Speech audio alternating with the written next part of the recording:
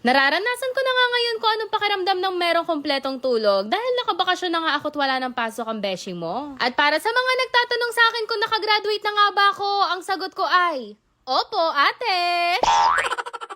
At sa makatuwid, certified tambay lang muna ang beshi mo sa ngayon dahil wala rin muna akong inapply ang work. Sa totoo lang kasi, sobrang dami rin talagang nangyayari sa buhay ko ngayon, kaya gulong-gulo din ako kung anong dapat kong unahin. Pero ang nagwagi at inuna kong gawin ngayong araw ay magbukas itong mga parcel na in-order ko nga kahapong 8/8. At kaya rin talaga gusto ko nagte-take ng video kapag nagbubukas nga ako ng mga parcel ko dahil meron ng mga shop na katulad nito na no video, no refund policy. Pero ayun nga, mga bagong set lang naman to ng bedsheet para dito nga sa higaan ko, tapos sa mga extra punda na rin. Nasaktuhan ko nga rin merong live kahapon ng Miracle Barley, kaya naman napa-order na ulit ako ng 3 box dahil last one na ngayong stock ko dito sa bahay. After nun, dumiretso na rin ako dito sa kusina para makakain na ng umagahan at ang breakfast ko nga ngayon ay yung mga natira ko pang bread from Flore. Kumuha na lang din ako ng isang Miracle Barley para eto nga yung gawin kong drinks ngayong umagahan at malamig na tubig nga yung ginagamit ko tuwing nagtitimpla ko nito. Parang meron nga rin talagang kakaiba sa Miracle Barley na to dahil every time na naiinom ako nito ng maaga, feeling ko ay ganado akong gumalaw sa maghapon. Pero alam nyo naman na ang pinaka-purpose ko rin talaga kung bakit lagi akong umiinom ng Miracle Barley dahil ito nga yung nakatulong sa akin para makapag-release araw-araw. Rich in fiber na kasi yung drinks na to at sobrang sarap din talagang inumin dahil para ka lang uminom ng lemon cucumber juice. Maglalagay na lang din ako ng link sa comment section kung sakaling bet nyong itry at 10 sachet na ngayong laman nito per box. Tapos dito naman sa bread na inumagahan ko nga ngayon, meron din akong link niyan kung saang shop nga kayo pwedeng makapag-order lalo na kung mahilig kayo sa mga cinnamon at ensaymada. Pagkatapos naming makakain ng umagahan, nagsigayak na rin kami isa-isa at diretso na nga ako sa CR para makapaligo na. Glutatawa soap pa rin nga yung ginagamit ko sa balat ko ngayon dahil sobrang laking tulong talaga nito sa akin para maiwasang magpawis at kung bet mo rin yan, meron akong link sa comment section. Anyway, kasama ko nga ngayong aalis sila mama pati na rin tong isa kong tita at mamamasyal nga muna kami saglit. Ipapasyal lang din namin itong aming batang maliit dahil sa mga susunod na araw nga hindi siya mababantayan ng kanyang mami. Eto kasing tita ko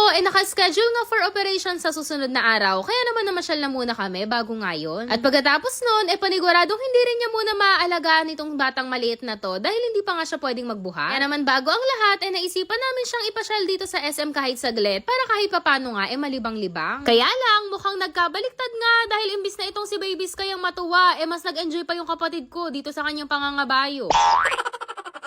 After naming maglakad-lakad at mailibot nga siya dito sa may fan house, huminto lang din muna kami dito sa Waffle Time para makabili. Tuwing pumupunta kami dito sa SM Baliwag never pumapalya tong si Ivan sa pagbili niyan at nasaktuhan pa nga namin na merong nakapromong buy one take one. Pagkagaling namin doon, naisipan lang din muna naming maupo sa isang tabi habang hinihintay nga sila mama dahil pinatignan nga nila yung cellphone ng kapatid ko. Hindi na rin kami sumama dahil nilibang nga namin tong batang makulit na alaga ko ngayon at maya-maya nga lang nakatulog na. At ilang saglit na din, kasunod na rin naman nun sila mama at itong ang kapatid ko after nga nilang mapatignan yung cellphone na pagawain. At kung curious kayo kung anong chinichismis sa akin ni nanay, kinukwento niya sa akin kung paano siya nakipagbaratan dun sa gumagawa ng cellphone.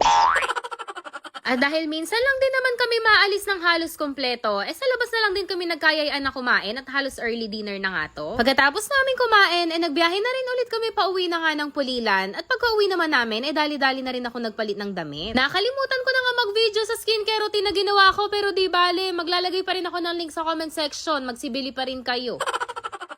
Babay na muna at salamat sa mga nanood!